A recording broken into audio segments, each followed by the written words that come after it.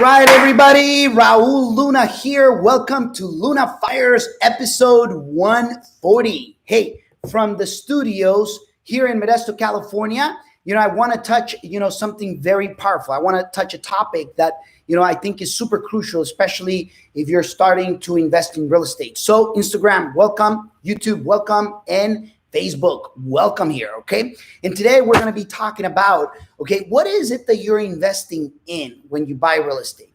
When you're investing in real estate, what exactly is it that you're, investing in real estate? And there's, four things that I'm going to touch bases on really quick here. And as I do, go ahead and leave me the messages down below, your thoughts, if you agree or disagree to it, but pay very close attention to, because there's four things. Number one, location. Number two, property. Number three is demand. And then the number four is the one that we're going to be talking a little bit further into it. So let's get started. When I first started in real estate, it was interesting because as a beginner, we think that we invest in real estate, but we don't know other creative ways on how to make the real estate more desirable. And it's interesting because we've heard location, location, location, location, and it is to a degree true, although location is not the only thing either. When you buy or when you invest in real estate, do you pay attention to location? Sometimes the location is truly what you're investing in. There's areas like in the Bay Area where literally the dirt, it's much more costly than the actual structure that it's on the dirt. Does it make sense? I got properties where literally in Berkeley, California, where the structure is worthless, but the location and what we can do with the land, it's heck of a lot more valuable than the actual structure. And that's why we're actually knocking it down. The interesting thing, though, is what is it that you're truly investing in when you're actually investing in real estate?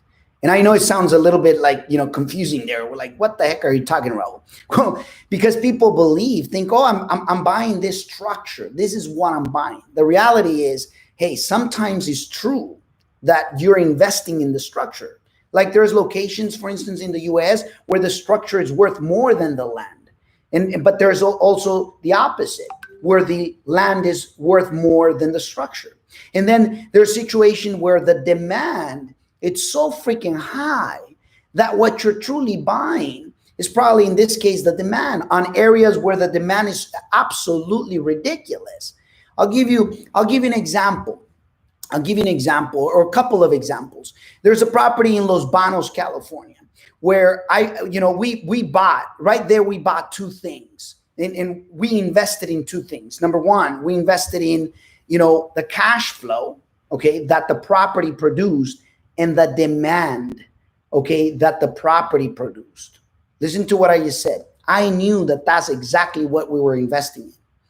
And knowing is very critical, because when you know what you're investing in, then a lot of things become clear. And I know that what I'm touching here is probably very profound. And some of you guys, maybe I'll lose some, especially if you're not, into the real estate world, but pay close attention to it. What I mean by this is that's Los Banos. We invested in the property. The property, it's much more expensive than the land, but it's the property cash flow plus the demand. Why demand, Raul? The demand is so freaking high that there's nothing being built apartment-wise in that area or in that city, which, puts the demand through the roof. I understand that, and I know that that's what we were investing in. Now, we can go to a different property. We got a property in Merced, California, where the seller actually, financed the entire property with only a 10% down, a 4% interest rate for 5 years with a debt that could be transferable, and you can switch it in the debt is so flexible that I can do pretty much anything I want. See, in that situation, I invested in the debt. The debt made it so desirable, and that's what I bought. That's what I invested in. Does it make sense? Now, you don't have to agree with that, but many people don't know what they're investing in, and that kills them. So know that there is location, which is important. There is the structure, which is important. There is demand, which is important. There is debt, the debt that you can get, which is critical. And when the debt becomes so freaking attractive, that could make the deal become a great deal, even if you got to pay slightly more. And then cash flow. We can add the fifth one, which is cash flow. So anyways, just food for thought, wanted it to share with you because oftentimes it's not just the structure that you're buying. Oftentimes the most valuable thing on a deal could be the debt, could well be that is the debt and the cash flow. It could be a combination of all. Okay. And when it is a combination of all, it's, a great home run. Now, you got to have obviously some sort of demand. You got to have some sort of good location. You don't want to buy the property in the ugliest location possible with the highest crime ever. Well, it's up to you. I wouldn't, now knowing what I know today, right? But anyways, just wanted to share with you, what is it that you're investing in? You better be clear. Sometimes I invest in location. Sometimes I invest in the structure.